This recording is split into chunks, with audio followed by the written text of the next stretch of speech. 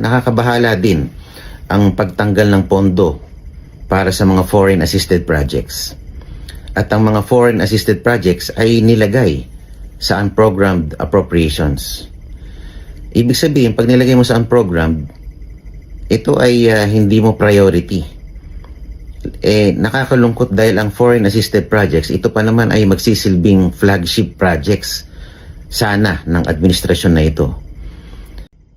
Magandang araw po sa inyong lahat. Ngayon po ay Disyembre 29 at ngayon po ay araw ng botohan para ratipikahan ang Bicameral Conference Committee report ukol sa 2026 budget. At bagaman ako po ay nasa malayong lugar, akin po rin pong tutugunan ang aking katungkulan para makaboto dito sa Bicameral Conference Committee report. At kani-kanina lang ako ay nagpadala ng sulat sa ating Speaker Boji D para irehistro ang aking boto na no dito sa Bicameral Conference Committee report. At ito ang aking mga dahilan sa pagboto ng no. Unang-una, nandyan pa rin po at nadagdagan pa ang unprogrammed appropriations sa halagang tumataginting na 243.4 billion pesos. Alam naman natin na itong unprogrammed appropriations, dito kinuha ang ilang flood control, ghost flood control projects nung nakaraang taon.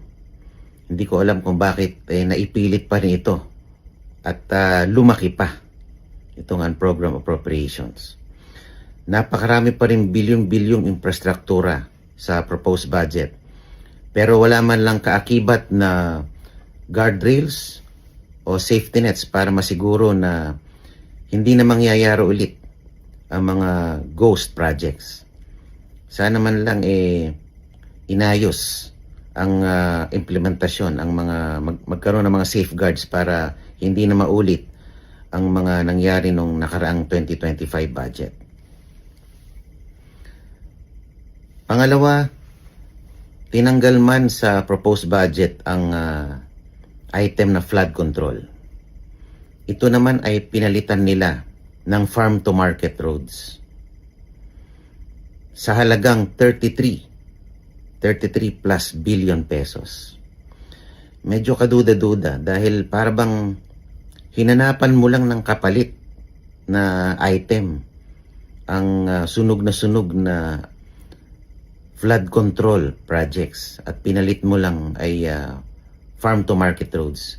Hindi natin masiguro kung talagang kailangan ba talaga ito at kailangan bang ganito kalaki ang farm to market roads. Parang nakapagduda na para lang mapaglagyan ng pagkakagastusan, bigla na lang pinalitan ang flood control projects ng farm to market roads.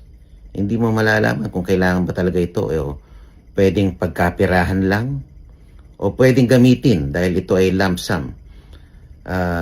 Pwede siyang gamitin bilang insentibo sa pamumulitika. Hindi natin malalaman. Bukod dito, lumobo ang AICS o yung protective services to individuals in crisis situations sa halagang 63.9 billion pesos. Kumbaga, tayo na ay makikilala na Ayuda Nation. Ito ang magiging flagship project ng administrasyon na ito. Ang pamimigay ng limpak-limpak na ayuda.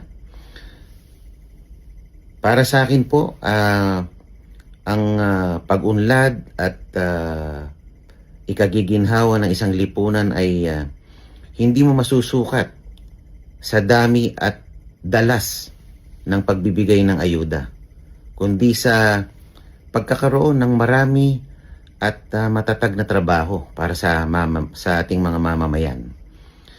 Dahil kung matatag ang hanap buhay ng ating mamamayan, hindi nila kailangan maya-maya umasa sa mga ayuda. So dapat ito sana ang pagtuunan ng ating pamahalaan, ang jobs generation, capacity building para sa ating mamamayan para makatayo sa sariling mga paa. At nakakabahala din ang pagtanggal ng pondo para sa mga foreign assisted projects. At ang mga foreign assisted projects ay nilagay sa unprogrammed appropriations. Ibig sabihin, pag nilagay mo sa unprogrammed, ito ay hindi mo priority. Nakakalungkot dahil ang foreign assisted projects, ito pa naman ay magsisilbing flagship projects sana ng administrasyon na ito. Ito yung mga malalaking infrastruktura na talagang kailangan na pinondohan ng mga foreign funding partners tulad ng JICA at ilan pang mga financing entity. Sana man lang, kung ito ay importante, sana nilagay ito sa programmed appropriations. Sapagkat kung tayo ay hindi nakakabayad at hindi nakakatugon sa mga kontrata, tayo ay patuloy na nagbabayad ng commitment fees o ito yung mga penalty na binabayaran ng ating gobyerno sa taong-taong hindi tayo nakakabayad at nakakatugon dito sa mga kontrata na ito. Tayo rin ang natatalo dito sa kababayad natin ng mga commitment fees. At tayo ay napapahiya sa pandaigdigang arena dahil anong sasabihin nila sa mga Pilipino? Hindi marunong tumugon at tumupad sa mga kontrata. So, para sa akin, sa halip na bigyang tunay na atensyon ang reforma sa budget process, ang ating Kongreso ay maaari lamang madiin sa mga lumang pakulo na pinapalitan lamang ang mga titulo at mga pangalan. Kahit na pumayag tayo sa pagsasapubliko ng mga budget hearings, ipinakita lang natin sa taong bayan na ang mga kongresista ay hindi pa talaga handa na magsakripisyo at talikuran ang kanilang mga lumang kinagisnan. At ang transparency ay hindi talaga natin kayang panindigan. Nakakalungkot po talaga. Nabatid lamang ng mga tao na may mga saradong pintuan kung saan may napapaboran. At bilang panghuli, this budget will continue to reflect old habits and dubious badges before our constituents.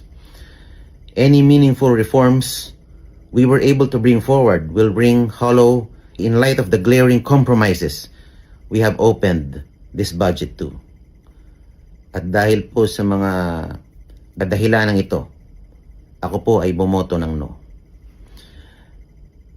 Maraming salamat po at sana po ay maging maligaya ang ating bagong taon at pagpalain po tayo ng ating Panginoon sa darating na bagong taon. Maraming salamat po.